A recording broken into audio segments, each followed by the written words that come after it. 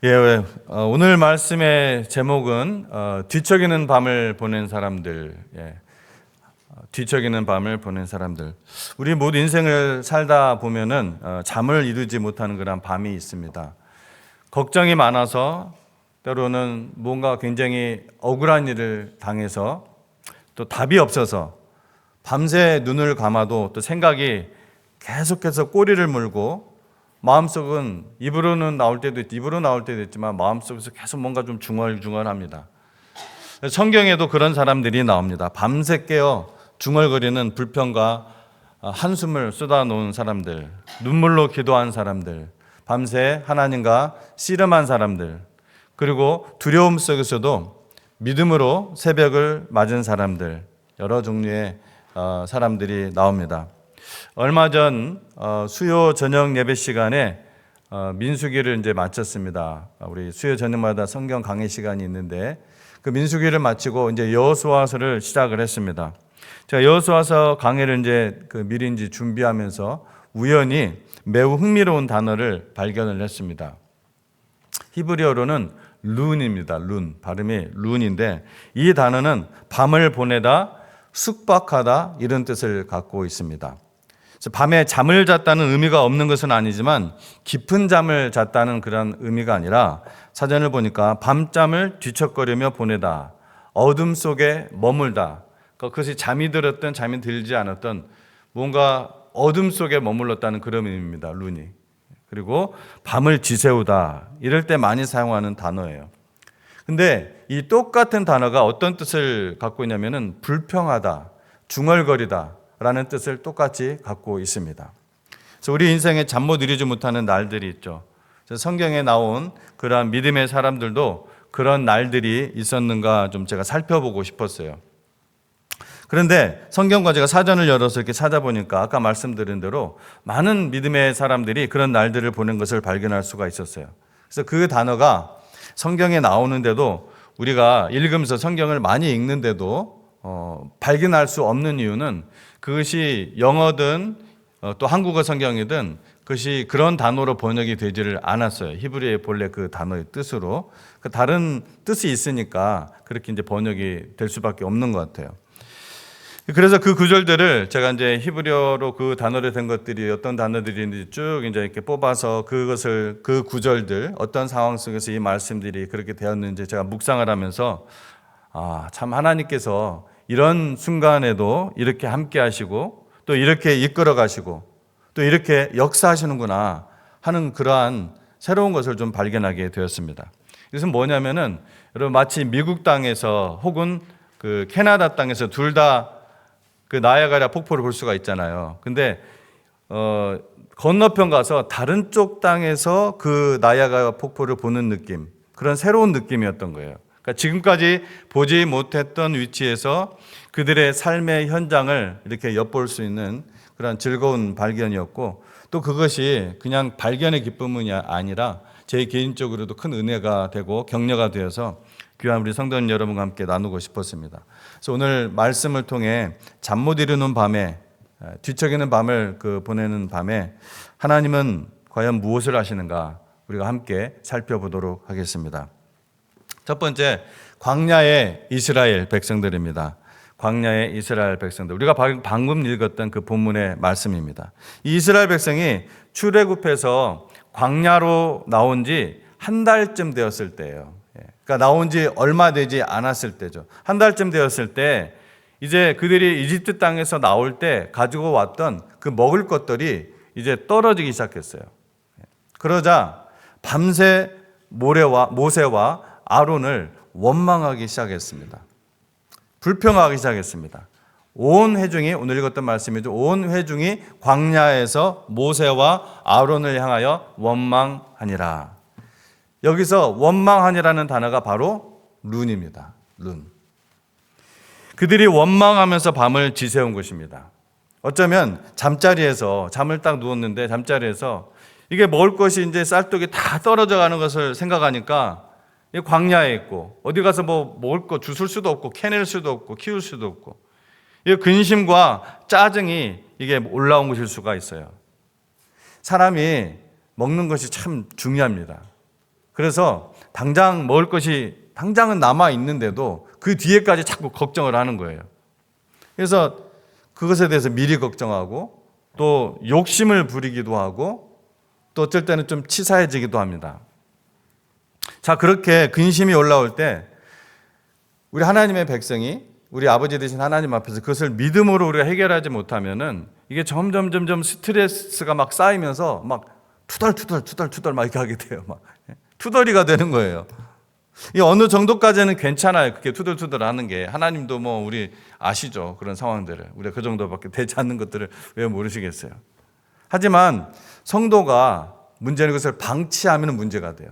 그것을 계속해서 방치하면은 어떻게 됩니까?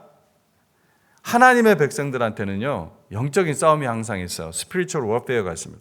사탄이 틈타게 돼요. 가만 안 둬요. 그런 투덜투덜의 마음에. 그래서 그 투덜이에서 멈추지 않고 점점 자면서 이제 화가 막 머리끝까지 치밀어 오르는 거예요, 이게. 치밀어 오르니까 뭔가 쏟아내야 되잖아요. 이걸 밖으로 내지 않으면 이게 머리가 막 힘들고 가슴도 막 답답하고. 그래서 그것을 누군가에게 그것을 쏟아 놓아야 이게 순간이나마 직성이 딱 풀리잖아요, 그냥. 순간이나마 직성이 딱 풀리는 거예요. 결국 그들을 출애굽해서 인도해온 이 모세와 아론에게 원망을 쏟아놓은 거예요. 아니, 모세와 아론이 무슨 잘못이 있어요? 근데 모세와 아론에게 막 원망 쏟아놓는 거예요. 왜 이집트 땅에서 고기가 막 그래서 잘 먹고 있었는데 이 광야에 끌고 와가지고.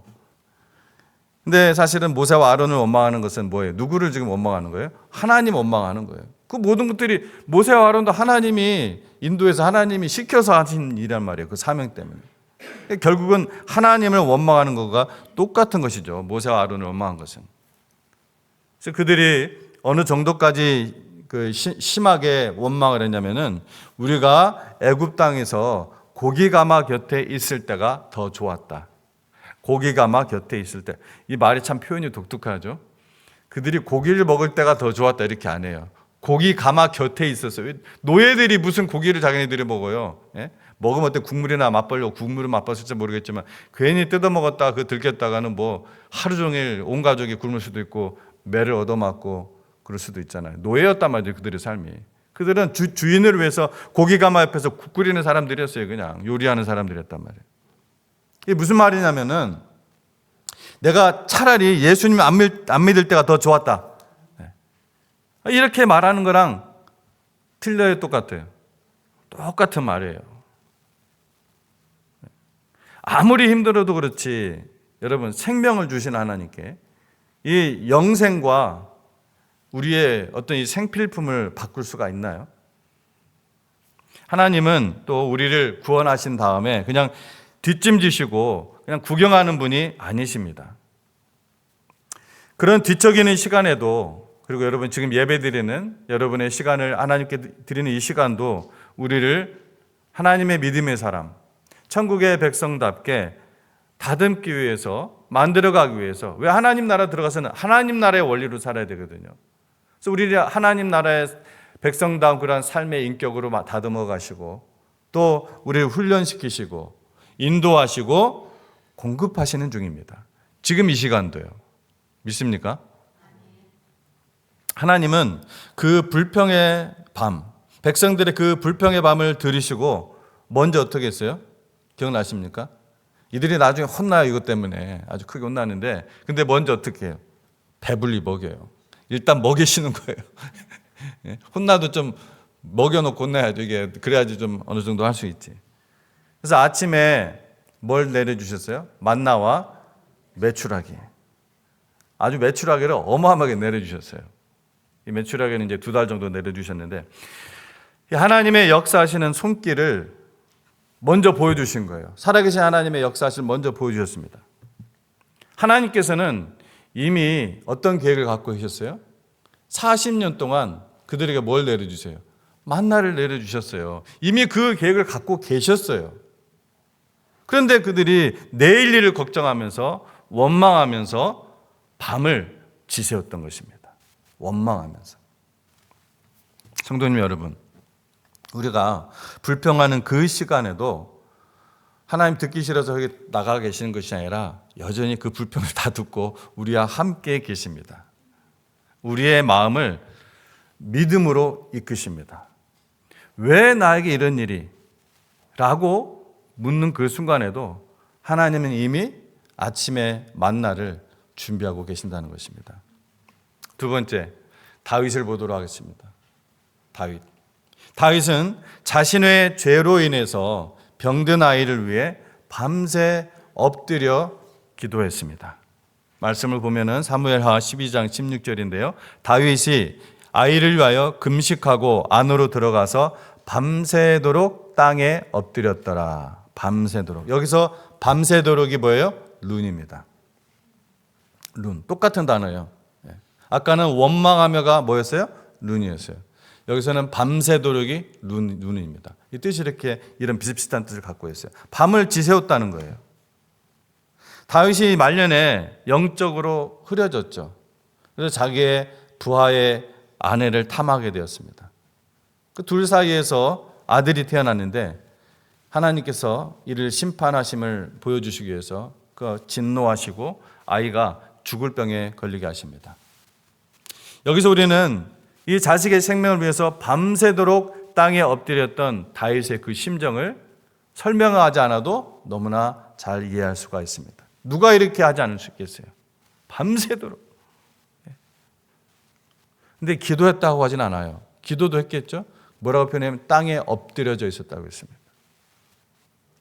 어쩌면은 회개하면서 어떻게 기도할지도 몰랐을 거예요. 하나님의 이 공의로우심이 분명히 이런 일을 하실 것을 이미 알고도 자기가 행한 죄악이거든요.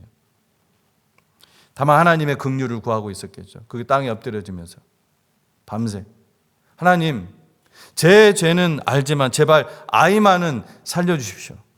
제가 지은 죄이니 차라리 저의 생명을 가져가시지 왜 이 아이의 생명을 가져가시려고 하십니까? 이러한 원망 혹은 불평 혹은 간절함 이런 말들을 했겠죠. 땅에 엎드려서 뭐 했겠습니까? 그 밤은 통곡의 밤 그리고 룬의 밤이었습니다. 잠을 이루지 못하고 하나님 앞에서 자신의 마음을 쏟아내놓는 그러한 밤이었다는 것입니다. 하나님은 그 눈물의 밤을 통해 다윗을 어떻게 했습니까? 더 깊은 아주 깊은 회개의 자리, 더 순결한 마음의 자리, 다시는 하나님 앞에서 그런 죄악을 짓지 않도록 하는 그러한 결단의 자리로 이끄셨습니다. 그리고 결국 그 아이 대신에 누구를 주셨어요? 솔로몬을 주신 것입니다. 솔로몬. 밤새도록 잠이 안 오고 깨어서 기도할 만큼 딱한 사정이 내 삶에 없는 것이 좋겠죠. 저도 없는 것이 좋습니다. 하지만 일평생 동안 여러분 신앙생활하면서 밤새도록 맨날 꿀잠만 자고 쿨쿨 자면서 한 번도 기도로 지새워 본 적이 없다는 것도 여러분 자랑거리는 아닙니다. 몸이 아파서 자식이 집에 귀가하지 않아서 사업 문제로 도무지 잠이 오지 않아서 앞길이 너무 어둡고 막막해서 또 일이 점점점 꼬여서 해결되지 않아서 어떤 이유로든 밤에 잠 못 이루는 분들은 다윗의 이 밤샘을 통해서 위로를 받으시기 바랍니다. 세 번째, 야곱을 보도록 하겠습니다. 야곱. 어쩌면 여러분 기억할지 몰라요. 야곱도 잠을 이루지 못했습니다. 야곱은 이 단어가 졸졸졸 따라다녀요. 근데 하나만 제가 픽하도록 하겠습니다. 형 에서가 이제 돌아오는 길이에요. 20년 동안 타향살이 하다가 외삼촌 라반의 집에서 20년 동안 정말 종살이, 거의 종살이 가까운 타향살이를 하다가 형 에서가 이제 다시 고향으로 돌아가는데 400명을 이끌고 자기에게 달려오고 있다는 소식이 들었어요. 반가웠을까요? 반가워요, 안 반가워요? 지금 반가운 상황이 아니에요. 이제 목숨이 왔다 갔다 하는 순간이에요. 자기가 속여가지고 지금 사실 도망가 있었거든요, 20년 동안. 근데 그 형 에서가 20명의 자기 종별들, 군사들 이끌고 온다는, 자기 하인들을 이끌고 온다는 소식이, 20명이 아니라 400명을. 왜 400명이나 이끌고 올까? 이렇게 생각을 하지 않겠어요, 여러분 같으면은? 20년 전 그 형 에서를 속이고 당시에 가장 중요한 권한이었던 이 장자의 권리를 빼앗았던 것이잖아요. 축복권 뺐고 장자권 뺐고. 이거 불안한 거예요. 너무나. 그래서 날이 새도록 어떻게 했다고 했어요? 하나님과 씨름했습니다. 자, 야곱은 홀로 남았더니 어떤 사람이 날이 새도록 야곱과 씨름하더라. 여기서 날이 새도록이 바로 룬입니다. 날이 새도록. 두려운 밤, 룬의 밤이었어요. 하지만 야곱은 그 밤을 통해 무엇을 얻어요? 새 이름을 받습니다. 이스라엘. 여러분이 너무나 잘 아는 그 이스라엘의 이름을 이때 받아요. 어떻게 해요? 두려움 가운데 하나님과 씨름하였어요. 항상 쿨쿨 자는 것만이 여러분 믿음이 좋은 것이 아니에요. 두려움이 엄습하는데, 근심이 엄습하는데 두렵지 말아야지, 근심하지 말아야지 한다고 해서 두려움이 사라집니까? 근심이 없어집니까? 아니죠.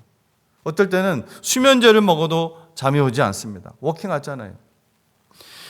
여러분, 그래서 오히려 그러한 두려움을 가지고 어떻게 해야 돼요? 하나님께 나아 씨름하는 것입니다. 그런 근심을 가지고 하나님께 나아가 씨름하는 거예요. 하나님께서는 밤에 정말 밤새 매달리며 씨름하는 그 야곱에게 변화의 밤을 주셨습니다. 그가 평생 지니고 있었던 그 약점, 그 단점, 즉 하나님의 말씀을 믿지 못하고 내 방법대로 해야지. 그 방법은 뭐예요? 항상 자기의 꾀로 그 상황을 모면하고 정도가 아닌 항상 지름길만 쫓아다니는 그런 삶. 다른 사람이 이로 인해서 피해를 보든 말든 나만 잘 되면 된다는 그런 삶. 이런 삶에 대해서 정말 평생 기억에 남는 아주 아프고 아픈 회개를 시키십니다. 그리고 그에게 새 이름을 주십니다. 그 이름이 오늘날 한 민족이자 한 나라의 이름인 이스라엘입니다. 이스라엘. 속이다, 남의 것을 차지하다, 이런 뜻이 야곱이거든요. 그런 야곱이 아닌 하나님과의 관계에서 승리하고 축복을 얻은 자, 이런 뜻을 지닌 이스라엘이라는 새 이름을 받은 것입니다. 밤새 씨름하는 걸 통해서. 뿐만 아니라 다음 날 어떤 일이 일어났어요? 자기를 죽이려고 달려온 줄 알았던, 아마 그랬을 것 같아요. 뭔가 하나님께서 일을 일으킨 거예요. 자기를 죽이려고 달려왔던 그 400명 몰고 막 달려왔던, 걸음으로 온 거냐? 말 타고 온 거예요. 달려왔던 이 형 에서가 밤새 무슨 일이 있었는지 아주 쿨하게 그를 반겨주고 너무나 기뻐해주고 안아주는 상봉을 거기서 하게 하십니다. 하나님 뭔가 something 일으킨 거예요.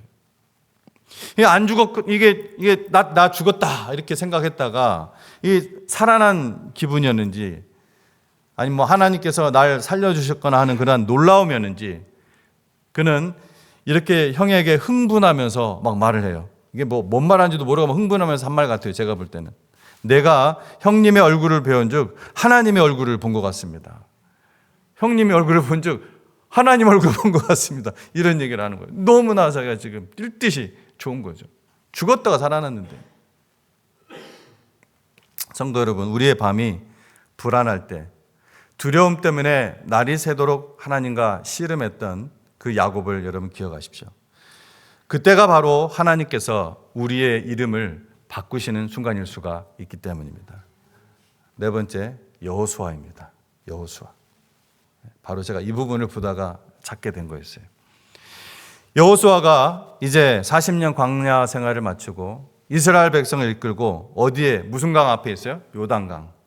이 요단강 앞에 이르렀을 때 성경은 이렇게 말합니다. 여호수아가 아침에 일찍 일어나서 요단에 이르러 건너가기 전에 유숙하니라.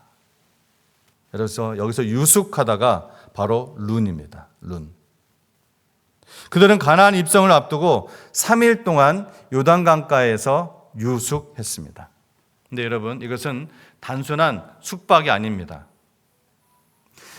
앞에는 한 번도 건너본 적이 없는 그 요단강이 있고 그 너머에는 여리고성이라는 거대한 성이 기다리고 있습니다. 요단강가에 진을 친 이 온 이스라엘 진영에 뭐가 있었을까요? 평안함이 있었을까? 아니면 긴장감이 있었을까요? 제가 볼 때는 분명히 긴장감이, 아주 팽팽한 긴장감이 깃들고 있었을 것입니다. 이럴 때 지도자 여호수아는 유숙했다고 했는데 쿨쿨 잠을 잤다는 얘기입니까? 근데 이것을 룬이라는 단어가 쓰였다는 것이 놀라운 거예요. 물론 여호수아가 대단한 믿음의 사람이었다는 것을 인정하지만 우리와 여전히 성정이 똑같은 사람입니다. 여호수아 역시 그 책임감, 그 두려움, 그 긴장 속에서 잠자리를 계속해서 뒤척였을 것입니다. 그는 첫 번째로 지도자로서의 그 압박과 두려움이 있었습니다. 항상 지금 여호수아는 뭐가 지금 어떤 그림자가 그의 삶에 있냐면은 모세의 그림자. 생각해 보십시오. 그는 역사상 가장 위대한 지도자 모세의 후계자였습니다. 모세가 홍해를 가른 것 같은 그러한 기적을, 이건 홍해도 아니고 뭐예요? 요단강이에요.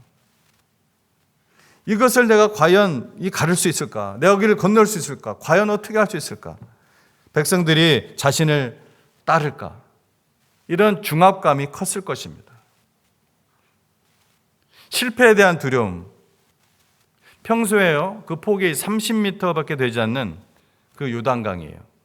크지 않은 강이에요. 그 시냇물 수준이에요. 30m면은. 근데 봄철에는 이 헐몬산에 눈이 녹아서 그 높은 뚝까지 물이 거세게 흐릅니다. 그래서 폭이 1km가 돼요. 1km.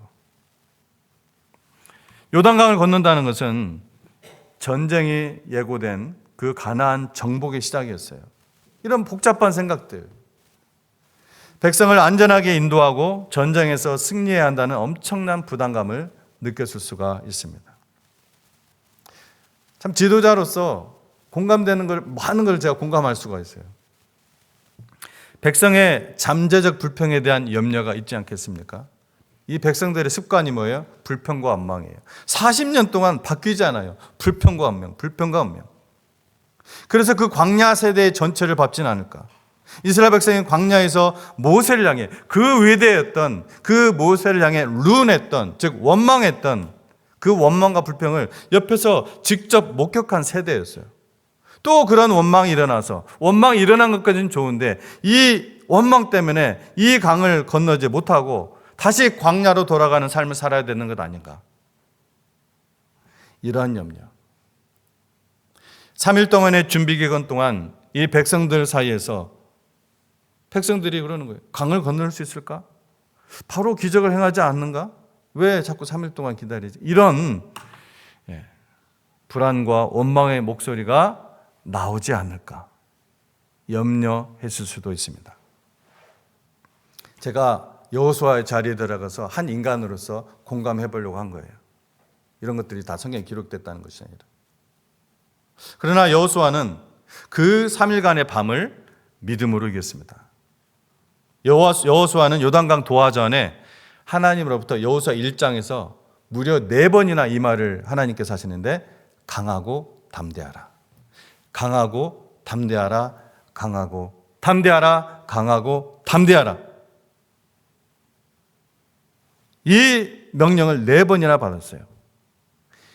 3일, 이 3일의 유숙, 이 3일의 룬 기간 동안 그는 이 명령을 굳게 붙잡았을 것입니다. 강하고 담대하라. 백성에게 준 구체적인 지시를 보아도 여호수아는 불안 속에 머물리지 않고 믿음으로 그가 앞으로 나아가는 것을 볼 수가 있습니다. 오히려 이 3일의 준비 기간이 끝날 무렵에 백성에게 아주 구체적인 지시를 여호수아 3장 2절에서 6절에 내리고 있습니다. 언약궤를 따르라고 합니다. 제사장들의 맨 그 언약궤를 따르라. 언약궤는 뭡니까? 하나님의 임재를 상징합니다. 하나님의 함께하심. 제사장들이 언약궤를 메고 앞서가면은 그 뒤를 따르되, 언약궤와 백성 사이에 2000규빗, 그러니까 약 900m입니다. 이 900m의 거리를 두라고 지시했습니다. 이는 언약궤에 대한 경외의 자세이기도 하지만 백성들이 이 하나님의 행하실 기적을 모든 백성들이 하나님께서 행하실 기적을 이 백성들이 모두 볼 수 있도록 하기 위함이었습니다. 보라는 거예요. 하나님의 행하시는 일을 똑똑히 보라. 그는 그 긴장의 밤을 지새는 동안 이렇게 하나님의 말씀을 붙들고 순종했습니다. 그래서 요단을 건너 여리고를 무너뜨릴 수 있었던 것입니다. 사랑하는 성도님 여러분, 우리 인생에서 요단강 같은 그러한 순간을 맞이합니다. 두렵고 도전적이고 인간적으로 피하고 싶은 그러한 순간들. 그때 우리가 할 일은 밤새 중얼거리며 불평으로 끝나는 것이 아니라 어떻게 하면 이 상황을 모면할까 몰두만 하는 것이 아니라 우리가 밤새 잠을 주실 때까지 하나님의 약속을 내가 붙들고 하나님의 인도하심을 구하는 것입니다. 믿음으로 우리가 순종하면은 하나님께서 요단을 가르시고 또 여리고를 무너뜨리는 줄 여러분 믿으시기 바랍니다. 여러분 믿으셔야 합니다. 그게 신자입니다. 마지막으로 느헤미야 보도록 하겠습니다. 느헤미야. 많이 나오죠? 굉장히 많아요. 제가 이 단어를 찾아보니까. 5개만 고른 거예요. 느헤미야 4장 22절 말씀에 이렇게 나옵니다. 그때 내가 또 백성에게 말하기를 사람마다 그 종자와 함께 예루살렘에서 잘지니. 자, 여기서 잘지니가 룬입니다. 그런데 이 구절 역시 전후 문맥을 봐야 돼요. 그냥 쿨쿨 잠을 자기 위한 그런 목적의 숙박이 아닙니다. 괜히 에스겔이 잠을 자 이 말 써놓은 게 아니에요. 성경에. 잠자는 누가 다 자죠. 앞뒤 문맥 속에서 이 말을 읽어야 돼요. 느헤미야가 이스라엘 백성들이 그 종들과 함께 이 예루살렘에서 자라고 한 이유가 분명하게 있습니다.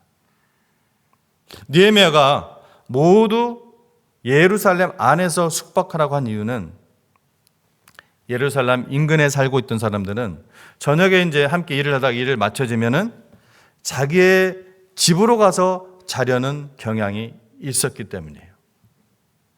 당연한 거 아닙니까? 그렇게 생각할 수 있겠어요? 그러나 지금 그럴 때가 아니거든요. 지금 성벽 재건하는 때예요. 신속하게 하지 않으면은 주변에 있던 그 민족들이 이들에게 공격해오는 계속해서 안 그래도 지금 느헤미야를 공격하고 있잖아요. 음해하고. 만일 백성들의 뜻대로 그냥 그렇게 각자 집에 돌아가서 예루살렘 밖에 나가서 자 하고 방치할 경우에는 심각한 문제들이 야기될 수밖에 없었습니다. 그 문제점들이란 것은 첫 번째, 백성들이 고향에 왕래하는 도중 적의 기습을 받을 가능성. 참고로 이것은 제가 추측해낸 것이 아니라 우리 신학자들이 주예가들이 해놓은 것들을 제가 다시 정리한 것입니다. 제가 이렇게 해놓은 내용을 이제 알게 된 거예요. 잘지니, 룬이라는 단어가 왜 여기 들어왔는지 사실은 거꾸로 알게 된 거예요. 그래서 학자들이 뭐라고 하냐, 너무나 맥센스가 되는 거예요. 그 단어를 아니까. 백성들이 고향에 왕래하는 도중 그들의 집으로 갔다가 다시 아침에 왔다 이렇게 왕래하는 도중 적들이 가만히 있어요? 기습을 할 수가 있죠. 기습을 받을 가능성이 있는 거예요. 그래서 안에서 숙박하라고 한 거예요. 두 번째, 백성들이 고향으로 돌아가서는 이거 좀 피곤하거든. 돌아가고 싶지 않아. 오늘은 좀 그냥 스킵하고 싶어. 복귀하지 않을 가능성. 여러분 그런 거 없어요? 낳긴 하는데 집에 가서 잘게요. 좀 편하게. 안 돌아올 수도 있어요. 캠핑할 때도 마찬가지예요. 그래서 무조건 함께 자야 돼요. 또 고향이 멀어서 저녁마다 갈 수 없는 사람이 또 있을 거 아니에요. 가까우면 바로 들어올 수가 있는데 고향이 멀어서 저녁마다 갈 수 없는 사람과 가까운 데 고향이 있어서 저녁마다 갈 수 있는 사람, 어떤 게 생겨요? 위화감이 생기죠. 뭔가 모르는 위화감이 생기는, 쟤는 저기 갔다가 올 수 있는데 사는데 나는 못 오네. 이런 위화감. 정리하면 그렇습니다. 학자들의 정리. 그래서 느헤미야는 예루살렘을 재건하기 위해 모여서 눈은 비치더라도 영혼은 깨어있는 밤, 이때 여기 이제 뒤에 이제 파수꾼 이야기가 나오잖아요. 이게 다 연결이 되어 있는 거예요. 그래서 눈은 붙이더라도 그 영혼은 깨어 있는 밤,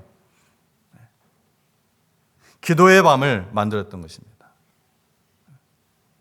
오늘 우리에게 필요한 것도 바로 이런 눈의 전환입니다. 예수님께서 이런 말씀을 하셨어요. 너희가 날씨는 분별할 줄 알면서 시대의 표적은 분별할 수 없느냐. 굉장히 우리 심장을 찌르는 말씀이에요. 오늘 아침에 여러분 비 올 것 대충 예상하셨죠? 아니 웨더 그거 안 보시더라도 옛날 사람들 다 지혜가 있었단 말이에요. 아침에 하늘이 붉고 구름이 끼면 비가 오겠구나 오늘. 그런 날씨는 분별할 줄 알면서 이 시대의 표적은 너희가 분별할 수 없느냐라고 예수님이 제자들에게 말씀하셨습니다. 여러분 이 시대에 일어나는 일들을 보잖아요. 참된 그 믿음 많이 믿는다고들 하는데 정말 성경적인 믿음, 하나님을 사랑하는 그 믿음인지 비즈니스를 위한 믿음인지 같이 사람들 만나기 위한 믿음인지 앞뒤가 모르겠는 거예요. 제가 볼 때. 참된 믿음과 열정에서 완전히 떠나버린 형식에 머물러서 만족하는 교회들. 천천히 데워지는 그 물에서 좋다고 졸다가 결국 완전히 삶아져 죽을 때까지 미소 지으며 죽는 개구리 이야기 잘 아시잖아요. 그런 영성의 시대에 우리가 살고 있어요. 파수꾼의 심정으로 서로 흔들며 깨우며 살아가는 믿음과 그런 사랑과 열정이 절실한 때입니다. 제가 졸면 여러분이 저를 깨우셔야 되고 여러분이 졸면 제가 여러분을 깨워야 되는 서로 사랑과 믿음과 열정으로 해야 되는 그런 시대라는 거예요. 제 말씀을 맺습니다. 우리의 룬의 밤은 어떻게 보낼 것인가? 저와 여러분의 그 룬의 밤은 어떻게 될 것인가? 흥미롭게도 이 히브리어 단어 룬과 영어의 lunar, 즉 달에서 유래된 단어죠. 이 발음이 비슷해요. 발음만으로 볼 때는. 두 단어 모두 밤의 세계에 속해 있습니다. lunar, 이것은 어둠 속을 부드럽게 비추는 그러한 달빛을 떠올리게 해요. 또 히브리어 루는 고요한 밤에서 깨어서 씨름하는 그러한 마음을 떠올리게 합니다. 저에게는요. 하다 보니까.